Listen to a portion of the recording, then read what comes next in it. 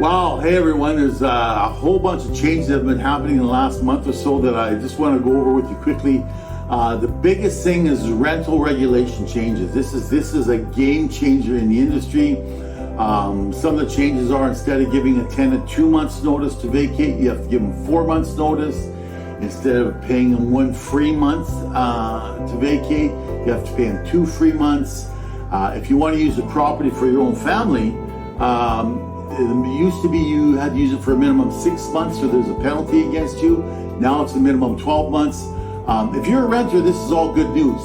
It heavily hurts property owners, or those that want to even be property owners.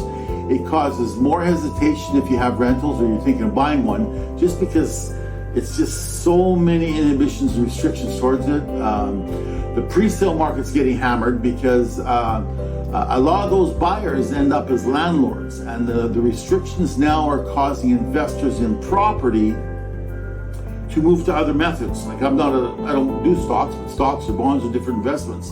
The disadvantages to sellers is now there's more cost to give someone notice. So if they want the tenants out in 2-3 months, you got to negotiate and pay those tenants a lot of money.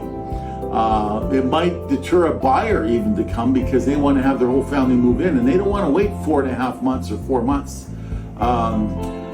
It's tougher to sell. Like if you have a family that's moving in, multi-generational, and they need that space, you're looking at a minimum 4 months.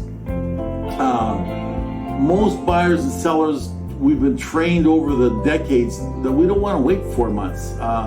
The disadvantages to the buyers or people that want to be property owners is you may have to assume tenants or liabilities. Like if you take a property over in 2-3 months, those tenants remain yours to the end of their 4 months, and you have to take them on as landlords. A lot of people don't want to be landlords.